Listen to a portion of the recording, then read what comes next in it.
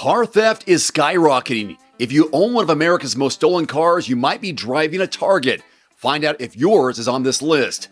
Nissan and Honda's mega merger is dead. Their plan to dominate the auto world just collapsed. What happens next? GM is killing off another gas SUV. The Chevy Blazer is gone after 2025, replaced by an EV. Smart move or a mistake? And tariffs could send car prices soaring. A 25% tax on imports could add thousands to truck prices. Will cars become a luxury? Car theft is on the rise, and if you own one of the most stolen vehicles in America, you might be driving a target.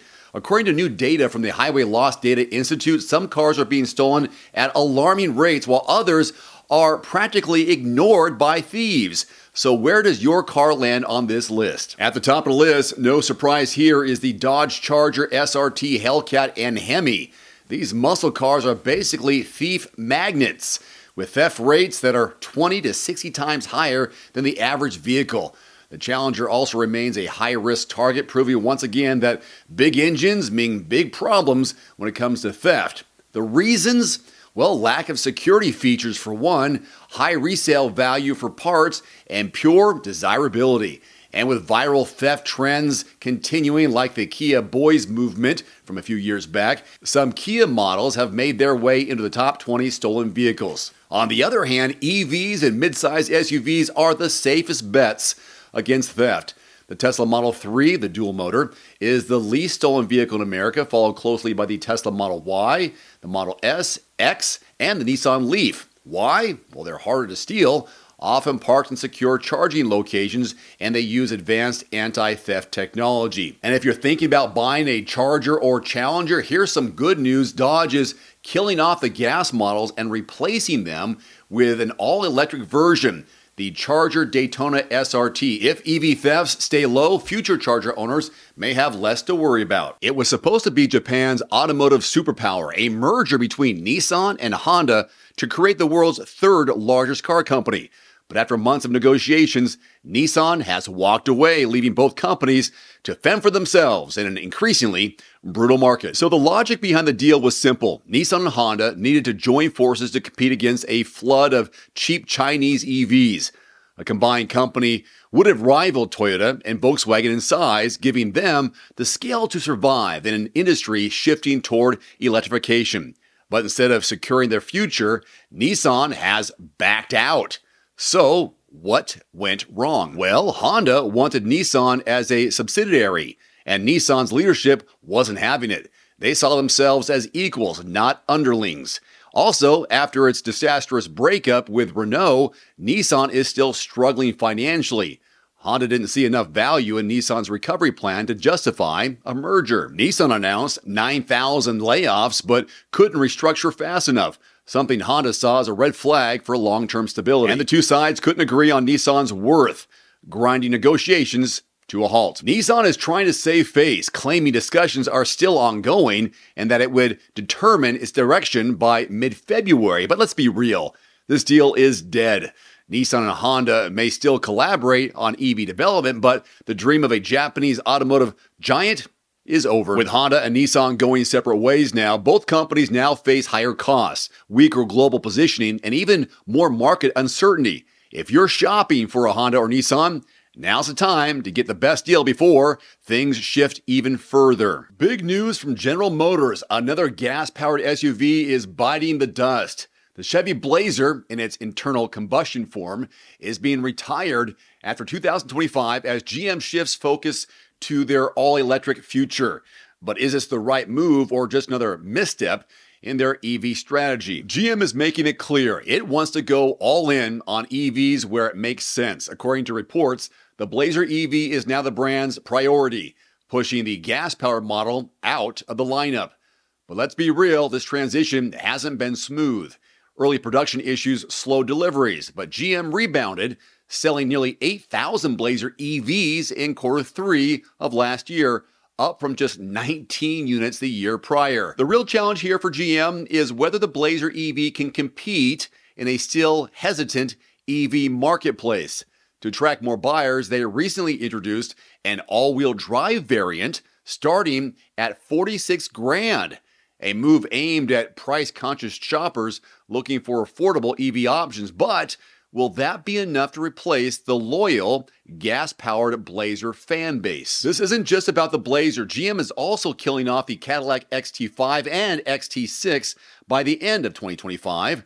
The last gas-powered Blazers are rolling off the line in Mexico, and soon the only SUVs built there will be electric. GM is still backing off its previous EV-only future, but it's clear electrification remains a core strategy there. The big question is, can they convince American buyers to make that switch? If you love the gas-powered Blazer, now might be your last chance to grab one, at least new. And if you're looking to save money on a new or used Blazer before the prices rise, check out quotes.everymandriver.com right now to get real-time dealer pricing in your area and avoid overpaying in a changing market. Act fast because the Blazer, as you know, won't be around much longer. That is quotes.everymandriver.com is also a direct link below this video. The threat of massive tariffs on vehicles and parts from Mexico and Canada is more than just political posturing. It's a direct attack on automakers, workers, and most importantly, consumers. If these crippling 25% tariffs go into effect, expect some major sticker shock like never before.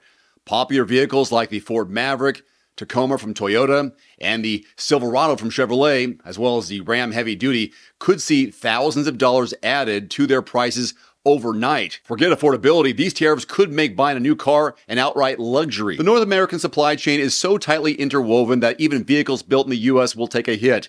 Everything from engines to transmissions and electronic components flow freely between the U.S., Mexico, and Canada until now.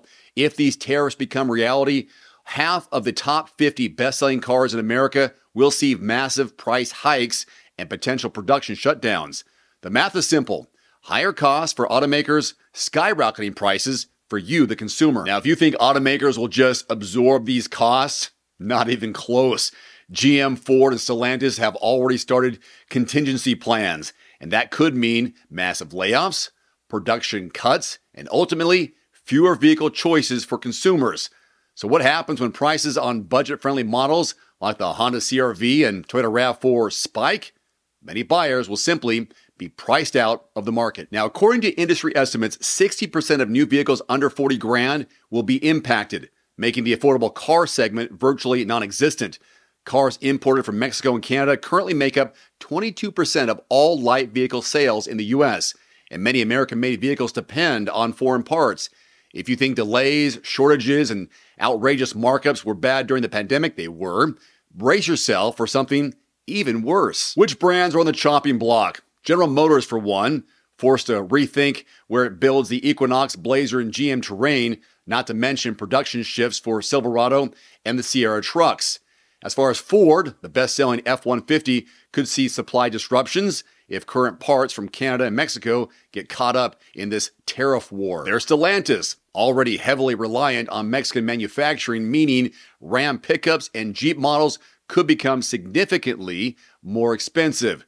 There's Toyota and Honda, both relying heavily on Canadian production, meaning the RAV4 and CR-V shortages are almost inevitable. Then you have Volkswagen and Nissan. With nearly half of their U.S. sales coming from Mexican-built vehicles, expect massive disruptions in availability as well as pricing. At the end of the day, you, the consumer, are the real loser in this scenario. Expect higher prices, fewer choices, and long wait times for your next vehicle. Automakers will pass the cost on to you, and the used car market will become even more brutally overpriced. If you thought affordability was bad in 2024, 2025 will be an absolute nightmare for car buyers. Hope it won't, but most likely it will. Don't get ripped off. Find the best prices now with insane price hikes looming. The time to lock in a deal is now. Visit quotes.everymandriver.com to access real-time dealer pricing on new and used vehicles in your area from qualified dealerships. This is a free search tool used by thousands of people daily. It could help you save hundreds of dollars, if not thousands of dollars, on your next car, truck, or SUV. So don't wait until tariffs send prices through the roof. Secure your best deal today by visiting quotes.everymandriver.com. There's also a direct link below this video. One final note, if you are in the market for a new vehicle soon, great. Connect with your local dealership and price and test drive at least 3 different vehicles. A vehicle's strengths and weaknesses can only be discovered when you are behind the wheel. My reviews can be good, but you need to test drive these yourself. Visit quotes.everymandriver.com, select the make, model, and your zip code, and you'll get invoice pricing in your area on those vehicles. Shop smarter with price quotes at quotes.everymandriver.com. Thanks for watching. Please click subscribe and give us a thumbs up. See you next time. Thank you so much for watching. If you enjoyed this video, don't forget to like, subscribe, and hit that notification bell to stay updated with the latest insights from the automotive world. Hope to see you next time. Today's video is brought to you in part by Ironman Darts. If you're looking to pick up a new and fun hobby that you can play at home or at the local pub, check out the Ironman Darts YouTube channel for simple and easy practice routines, lessons on how to throw darts, darts games for beginners, and real matches versus real people with both steel tip and soft tip darts. Click the link below and watch for free. And there it is.